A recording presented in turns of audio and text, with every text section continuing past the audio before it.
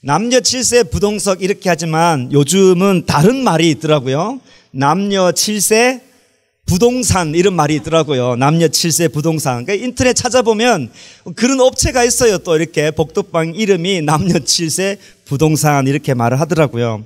어느 정치인이 이야기했는데 요즘 이렇게 정부가 집값을 안정시키지 못하고 계속 연이어서 이렇게 집값이 계속 상승하다 보니까 이제 7살 때부터 이 부동산을 살 준비를 하지 않으면 대한민국에서는 도저히 살 수 없다 이렇게 비꼬온다고 했던 말이 남녀 7세 부동산이라는 말입니다. 사실 꼼꼼하게 따지고 보면 이 정부의 문제는 아니고요. 우리가 살아가고 있는 이 자본주의는 말 그대로 자본이 주인이 되는 그런 시대입니다. 그래서 뭐 어떤 압력에도 불구하고 돈이 자기의 길을 찾아가는 사회가 자본주의 사회입니다. 그래서 중앙은행은 어떻게 하든 돈을 찍어낼 수밖에 없습니다. 해마다 돈을 찍어내지 시중에 있는 돈을 거두어서 불사르거나 없애지는 않습니다. 늘 돈을 찍어내야 되고 그렇기 때문에 해마다 물가는 올라갈 수밖에 없고 당연히 집값도 올라가겠죠.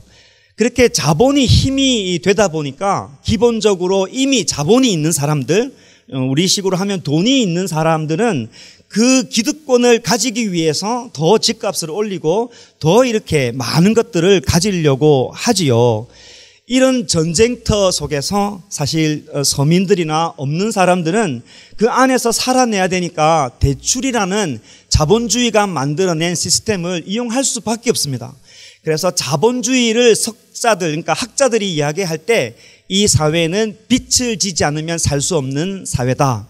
빚을 누군가 져야만이 돌아가는 사회다라고 이야기를 하고 있습니다. 그렇게 해서 우리로 하여금 이 자본의 노예로 살아가도록 만드는 게 우리가 사는 세상의 자본주의의 실체입니다. 이게 정치인들이 이야기했지만 뭐 남녀 7세 부동산 백날 이야기해봐야 법으로 정말 안정된 모든 사람이 복지를 누릴 수 있는 사회가 과연 가능할까? 그렇지 않은 거죠. 왜냐하면 이미 법을 입법하는 사람들이 재산을 가지고 있기 때문에 본인들이 유리하게 법을 만들지 손해보는 법을 만들지 않습니다. 코로나로 세상이 이렇다 보니까 집값도 계속 올라가고 그래서 한국에 있는 젊은이들은 아무리 노력을 해봐야 집 한 채 살 수 없고 그래서 결혼도 할 수 없는 지경이 되다 보니까 그 어느 때보다도 이런 투자나 또 돈을 벌기 위한 부자가 되기 위한 관심이 어느 때보다도 굉장히 많이 있습니다. 사실 뭐 청년들만 그렇겠습니까? 여기 앉아있는 뭐 저나 여러분이나 다 돈 문제 때문에 씨름하고 고민하는 문제들이 없잖아 있습니다. 사실 그렇잖아요. 뭐 재벌처럼 뭐 엄청난 부를 가지고 있지 않더라도 인생의 이제 마지막 길을 걸어가면 조금 더 여유 있게 욕심내지 않고 내가 좀 살 수 있으면 좋겠다. 그런 마음들, 욕심들이 우리 가운데 있지 않겠습니까? 크리스찬으로서 재산을 좀 가지고 살아가겠다는 욕심이 잘못되었을까요? 크리스찬이 나는 좀 부자가 돼보겠다. 돈이 좀 많은 사람이 되면 좋겠다. 이런 생각이 굉장히 세큘러한, 굉장히 이렇게 홀리하지 않는 좀 세속적인 생각일까요? 오늘 본문을 보면 그럴듯해 보입니다. 왜냐하면 야고보가 부자들을 향하여서 아주 날카로운 경고의 메시지를 하고 있기 때문에 야 이게 부를 이루는 것이 이게 참 좋지 않을 수 있을까라고 한번 의문을 던질 수가 있는 것이죠. 오늘 여러분 가지고 계신 1절 말씀을 한번 보시면 들으라, 이제 화제를 또 바꾸죠. 부한 자들아, 부자들아, 너희에게 임할 고생으로 너희에게 앞으로 임할 엄청난 시련이 있을 터인데 그것으로 인하여서 울고 통곡하라, 이런 말씀을 합니다. 그러니까 장례식에서 사랑하는 사람이 먼저 부름을 받아서 그렇게 슬퍼하듯이 너희가 가지고 있는 재산 때문에 앞으로 엄청난 고난이 있을 것이고 그것으로 인하여서 울고 통곡하라, 이런 말씀이 있습니다. 그래서 이 말씀만 딱 보면은 야 이게 돈을 가지고 있는 자체가 하나님이 별로 좋아하지 않겠구나라는 생각이 들 수 있습니다. 그러나 오늘 본문을 잘 읽어보면 부를 가지고 있는 것, 또 아니면 돈 자체가 나쁜 것 이렇게 말씀하고 있지 않습니다. 이 말씀 속에서는 부에 대한, 재물에 대한, 재산에 대한 그 태도가 잘못되었다고 세 가지로 이야기를 하고 있습니다. 실제로 여러분 성경에 보면 부자들이 생각외로 많이 있습니다. 여러분이 기억나는 부자가 누가 있습니까? 아브라함도 상당한 부를 이룬 사람이고요. 정말 팔려갔지만 이집트에 갔던 요셉도 총리가 되어서 막대한 부를 이룬 것으로 우리가 알고 있습니다.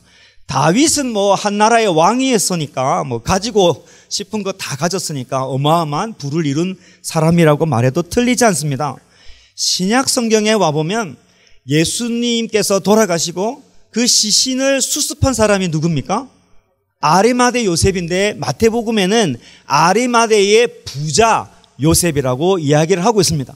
부자니까 그렇게 예수님을 이렇게 한거하고 죽이려고 했던 그 정권에 맞서서 시신을 수습해서 장례를 치를 수가 있었습니다. 사도 바울 사도행전에 보면 복음 전파할 때도 지역의 유지들이 교회에 있었고 돈 많은 부인들이 교회를 잘 섬겼던 이야기도 사도행전 곳곳에 나옵니다. 여러분, 축복과 저주를 이야기하고 있는 신명기 28장에 가보면 우리가 땅에서 얻을 수 있는 축복을 말씀을 합니다. 우리가 이 땅에서 얻을 수 있는 축복을 이야기를 할 때 우리가 이 땅에서 존귀히 여김을 받는 축복이 있습니다. 그리고 자녀의 일이 형통하게 될 것이라는 축복의 말씀을 해주시고 대적자를 이기는 축복이 우리 가운데 있고 하나님의 인도하심을 받는 축복이 있다고 28장 신명기에서 말씀을 하는데 이 땅에서 받는 축복 그 가운데 어떤 축복이 있냐면 풍성한 재물을 주시는 축복도 있다고 말씀을 합니다. 그러니까 재물은 하나님께서 주시는 축복입니다.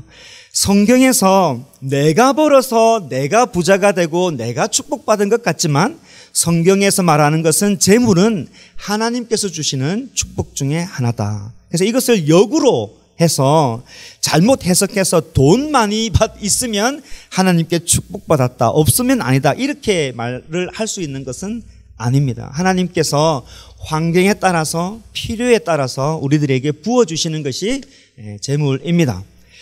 오히려 여러분 성경은 재물을 가지고 있고 없고 보다는 그 재물에 대한 태도에 대해서 우리들에게 많은 말씀을 하고 있습니다.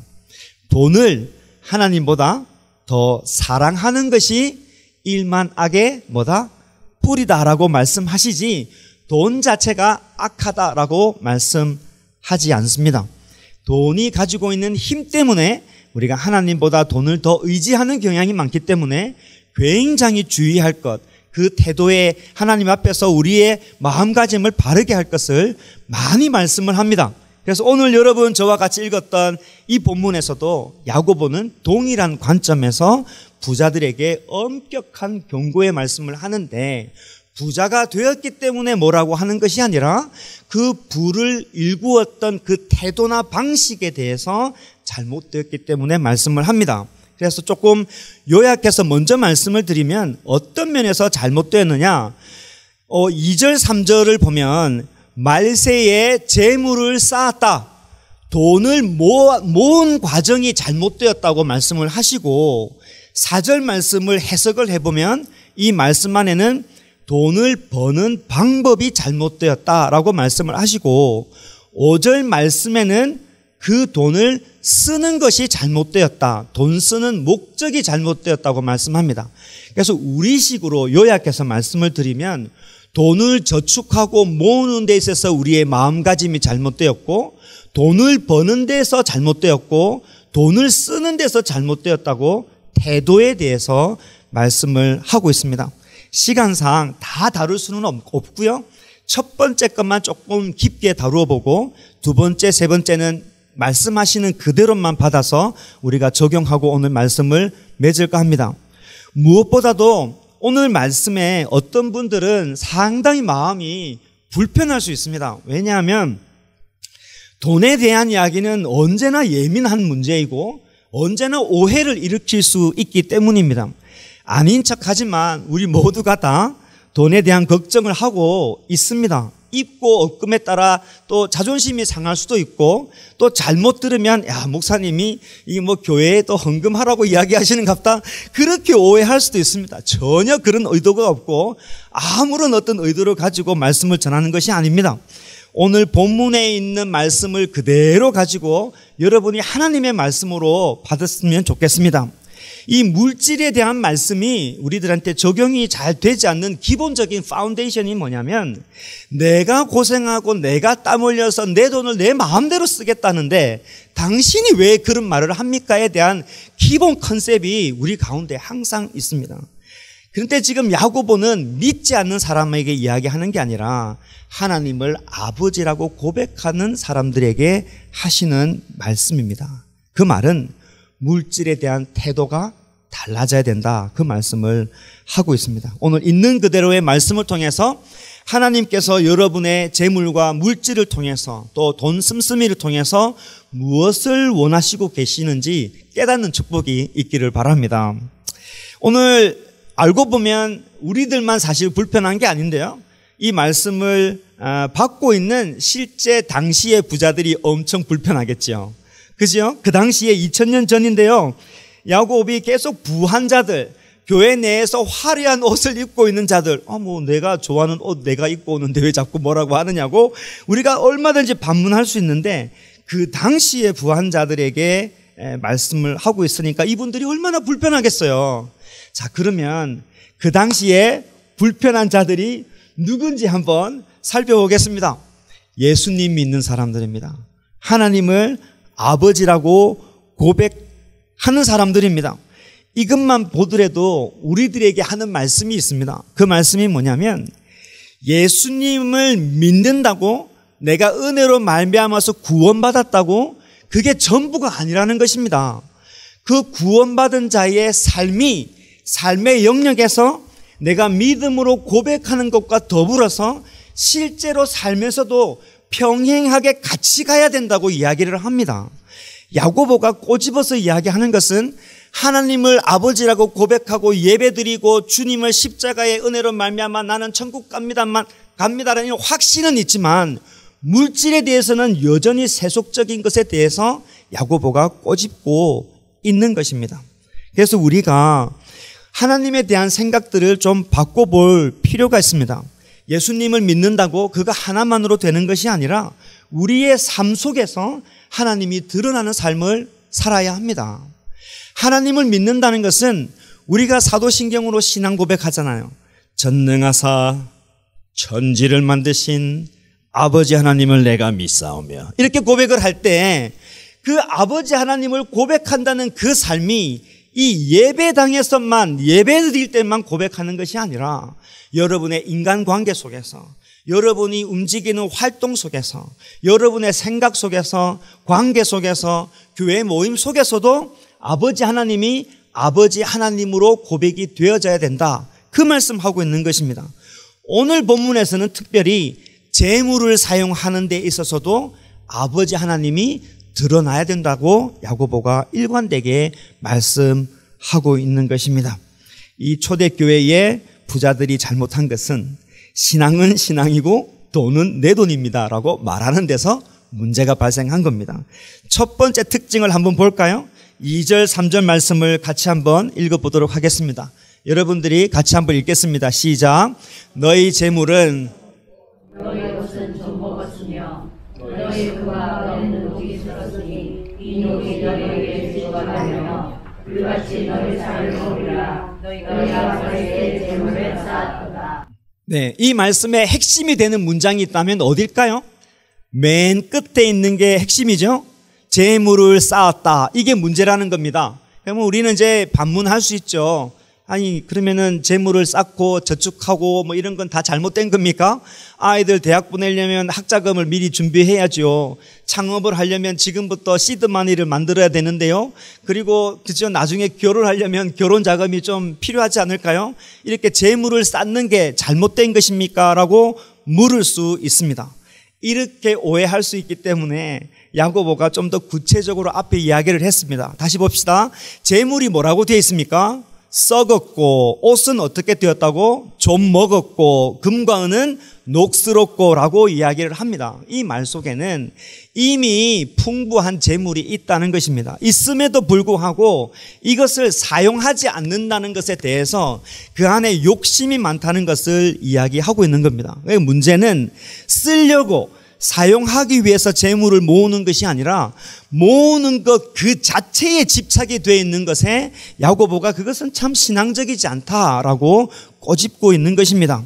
다른 사람들보다 더 가지고 싶은 그 탐심이 가득한 것을 야고보가 지적하고 있는 것입니다.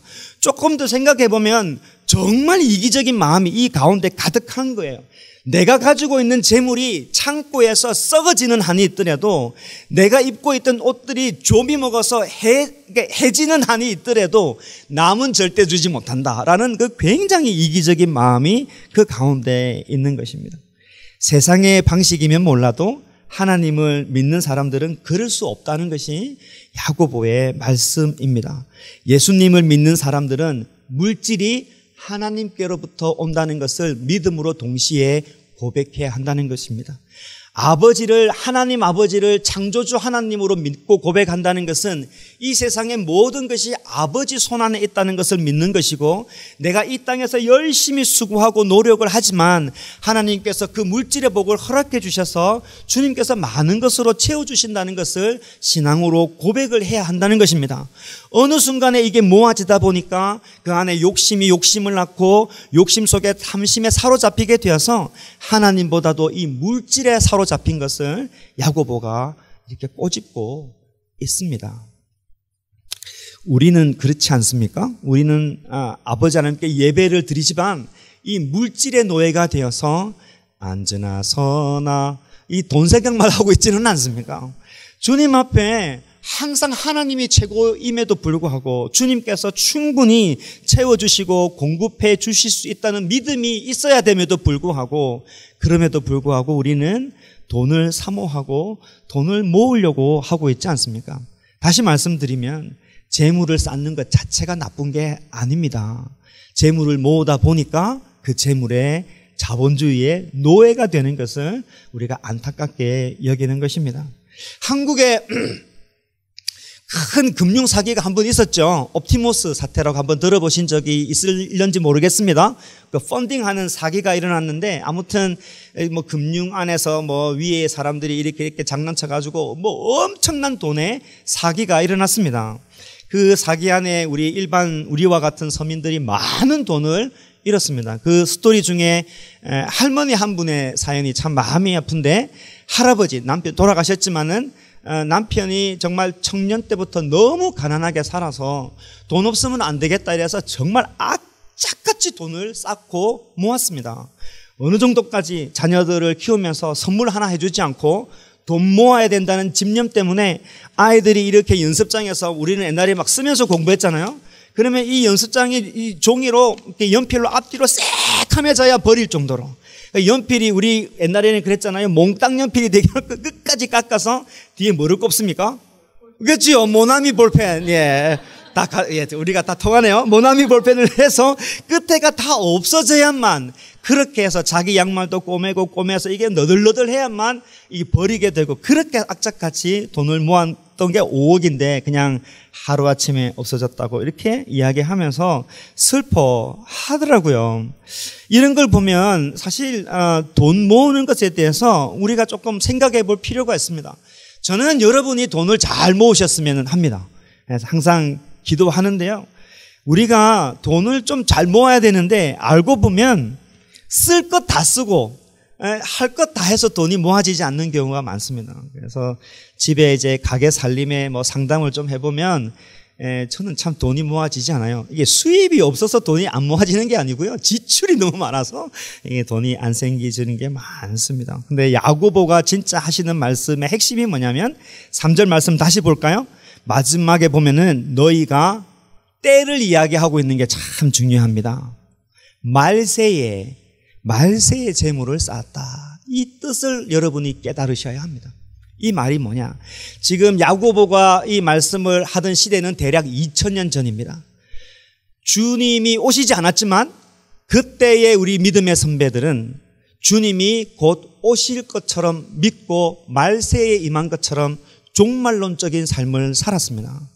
우리가 어떻게 보면 2000년이 지나서 아직 주님이 안 오셨기 때문에 또 뭐 한 2000년 동안 주님이 안 오시겠지 해이하게 살 수 있지만, 믿음의 사람은 언제든지 하나님 앞에 마지막이라고 살아가는 사람이 믿음의 사람입니다.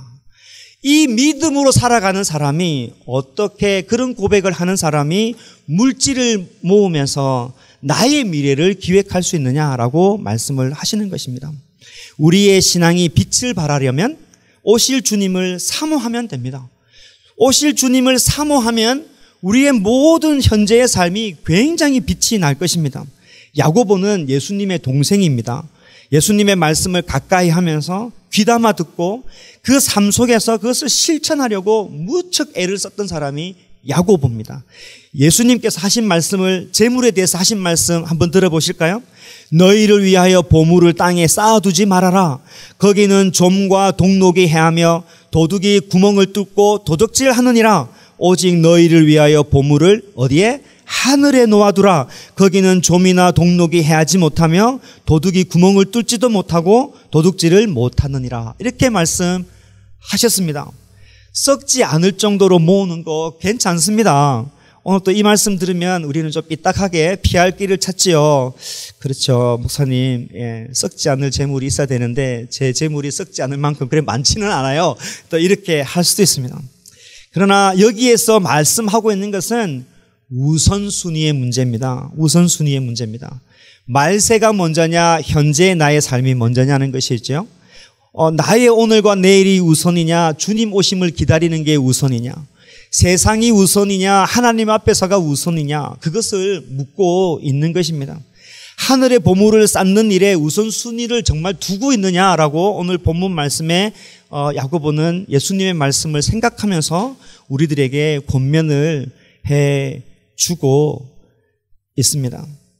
땅에서는 냄새 날 만큼, 그렇게 썩어질 만큼 모았지만 하늘 창고에 아무것도 없으면 얼마나 비참한 인생이 되겠습니까? 여러분의 하늘의 창고에는 어떤 것들이 쌓아지고 있습니까?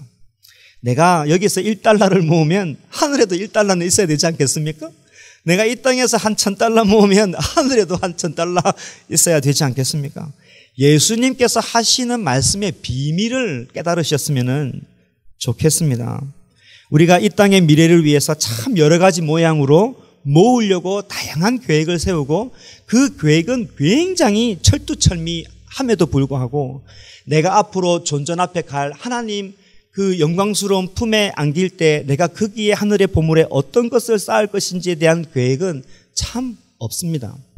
오늘 말씀을 통해서 재물에 대해서 말씀을 하시지만 내가 이 땅에 살면서 하나님 앞에 갈 터인데 나는 어떤 것을 준비하고 있는가라고 실질적인 말씀을 하고 있는 것입니다. 제 이야기를 해서 좀 죄송하기는 하지만 또 새로운 분도 계시기 때문에 언급을 다시 한번 드리면 저희는 부족하지만 12조를 드리려고 합니다. 뭐 많아서 12조를 드리는 게 아니고 그냥 삶에서 그렇게 계획해서 드리려고 합니다. 10의 1은 하나님께 드리고 또 10의 1은 그 가운데 우리가 살아가면서 도울 일 있을 때, 소위 말하면 하늘의 보물을 쌓기 위해서 구제할 일에, 섬기는 일에 장학금으로 불쌍한 사람들 보면 도우려고 준비해서 책정해서 항상 쓰려고 합니다. 이 말씀을 실천해 보면 제 인생 속에서 하나님께서 채워주시는 역사가 진짜 많이 있습니다. 신앙의 비밀 가운데 하나가 하늘의 보물을 채우려고 노력을 하다 보면 이 땅에서 나의 창고에도 하나님이 채워주신다는 것을 진짜 경험할 수 있습니다. 그것을 여러분 실제 삶 속에서 경험하시기를 바랍니다. 없는 가운데서도 지금 나에게 당장 50불이 너무 크고 지금 나에게 당장 찬진이 같은 경우에는 5불도 너무 큰 돈이지만 누구를 위해서 쓸 수 있을 때 써보면 하늘의 창고에 쌓아지는 일에 써보면 하나님이 기가 막히게 또 채워주신다는 것을 경험할 수가 있습니다. 내가 내 창고에 많은 것을 막 채워넣을 때는 하나님의 임재를 경험할 수 없습니다. 그러나 하늘의 보화의 창고에 내가 나의 보화를 채우려고 노력하다 보면 이 땅의 삶 속에서 하나님의 임재를 경험할 수가 있습니다. 오늘 본문 속에서 우리가 한번 생각해 볼 때 욥의 고백이 여러분의 고백이 되었으면 좋겠습니다. 욥이 이런 말씀을 하셨습니다. 내가 모태에서 엄마 배에서 알몸으로 나왔은즉 또한 알몸이 그리로 돌아올지라. 주신 이도 여호와시요 거두신 이도 여호와시니 여호와의 이름이 찬송 받으실지니라. 이 고백이 여러분의 고백이 되기를 바랍니다. 부자들이 실수한 잘못된 특징이 또 나와 있는데요. 4절 말씀을 한번 보실까요? 돈을 모으는 것뿐만 아니라 실제로 돈을 버는 가운데 문제가 있었습니다. 이 말씀이 너무 직접적이기 때문에 해설은 하지 않겠습니다. 5장 4절 말씀해 보니까 보라 너희 밭에 추수한 품꾼에게 주지 아니하는 싹시 소리를 지르며 그 추수한 자의 우는 소리가 만군의 주의 귀에 들렸느니라. 예수님 믿는 사람은 돈을 모으는 과정 속에서 불법으로 모은다든가 누군가 억울한 일을 당하면서까지 돈을 모아서는 절대 되지 않습니다. 왜냐하면 성경 곳곳에 하나님은 억울한 자, 가난한 자, 억눌린 자의 소리를 들으신다고 분명히 되어 있습니다. 지금 내가 잠깐 벌어서 잘 된다고 하지만 하나님께서는 반드시 그 책임을 묻는다고 하십니다. 우리가 갑의 위치에 있을 때 을의 위치에 있는 사람들을 함부로 하대해서는 안 됩니다. 사업을 하시는 분들 또 돈을 벌어 나가시는 분들은 우리가 하다 보면은 이제 좀 연약하신 분들을 함께 모시고 사업을 하는 경우가 되게 많이 있습니다. 진짜 하나님을 잘 믿는 사람들은 그런 사람들을 잘 대우해 줄 필요가 있습니다. 왜냐하면 하나님께서 그 일로 통하여서 하늘 보화를 채우시고 우리에게 복을 주시기 때문입니다. 에스겔서 성경에 참 이런 말씀이 많은데요. 다 이야기할 수는 없고 말씀하시는 것을 두 구절 여러분에게 읽어드리겠습니다.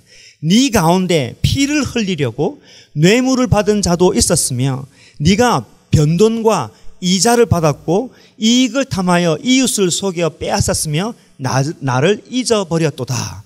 돈 버는 일에 그 안에 하나님이 없었던 것입니다. 입술로는 하나님을 고백하지만 그 돈 버는 방법 속에서는 하나님이 하나도 계시지 않았었습니다. 에스겔서에서는 그것을 꼬집고 있고 아모스 5장 11절 말씀에 보면 너희가 힘없는 자를 밟고 그에게서 미래 부당한 세를 걷고 너희가 비록 다듬은 돌로 집을 건축하였지만 너희는 거기에 살지 못할 것이고 아름다운 포도원을 꾸몄지만 그 포도주를 마시지 못하게 될 것이다 라고 엄격하게 말씀하고 있습니다. 적용을 해보면 교회도 마찬가지입니다. 담임 목사의 위치가 있지만 우리 목사님들 계시지만 이 굉장히 권위적인 교회에서 사역하셨던 분들 계십니다. 어쩔 수 없이 갑의 위치고 또 부사역자로 일하다 보면 을의 위치가 있는데 억울하고 힘들면 그 소원을 들어줘야 되는 책임이 있음에도 불구하고 모함하고 굉장히 억울한 마음을 가지도록 하는 것은 하나님 앞에서 합당한 일이 아닙니다. 가정에서도 마찬가지입니다. 아버지가 아버지의 역할을 잘 감당해야지 그 위치를 이용하여서 폭력을 행하는 일들이 있어서는 안 되고 그로 인하여서 자녀가 눈물을 흘리는 일이 있어서는 안 되는 것을 말합니다. 정리를 하자면 우리 크리스찬의 삶은 나의 삶을 통해서 누군가가 억울한 일이 있어서는 절대 되지 않습니다. 오죽했으면 마태복음에 하나님 앞에 예배 드릴 때 형제한테 화해할 일이 있으면 그걸 먼저 하고 예배 드리라고 말씀을 하셨겠습니까? 우리 하나님은 여러분의 관계 속에서도 하나님이 되셔야 합니다. 우리 하나님은 여러분이 돈을 버는 가운데서도 진짜 하나님이 되셔야 합니다. 뿐만 아니라 오늘 말씀해 보니까 돈을 버는 일뿐만 아니라 돈을 쓰는 일에도 잘못이 있다고 말씀합니다. 5절 말씀입니다. 같이 읽어볼까요?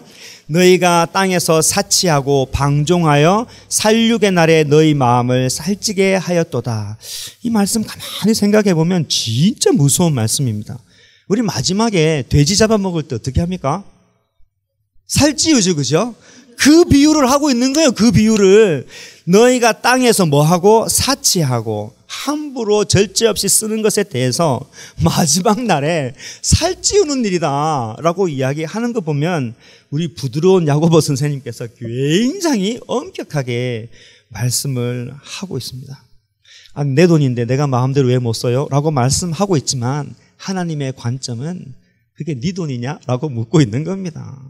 물질을 잘 관리하십시오. 그러면 하늘의 문이 열립니다. 이 비밀을 몰라서 예수님 믿으면서도 물질의 이런 사이클에서 허덕여서 이 헤어나오지 못하시는 분들이 너무너무 많습니다. 나의 구주로 고백하시는 여러분, 주님을 나의 아버지라고, 주님을 나의 구주로 고백하시는 여러분 모두가 이 하나님의 말씀의 거울 앞에 섰을 때 부끄러움이 없기를 바랍니다.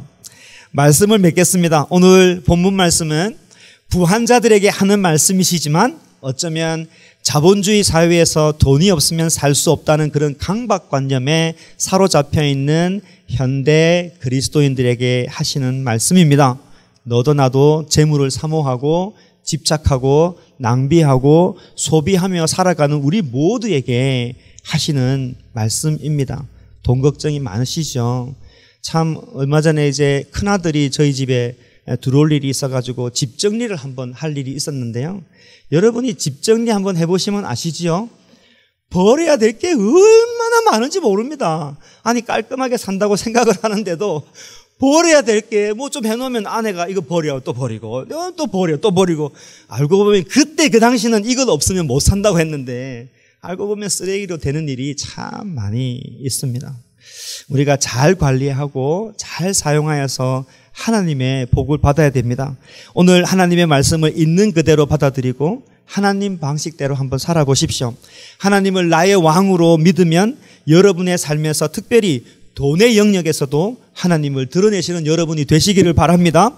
돈을 벌 때에도 세상의 방식이 아니라 하나님의 방식을 선택하시는 여러분 되시기를 바랍니다. 돈을 쓸 때에도 연약한 자를 돌아보고 나그네를 돌아보는데 사용하시기를 바랍니다. 그래서 여러분의 하늘 창고에 많은 보화들이 쌓여지기를 주의 이름으로 축복합니다.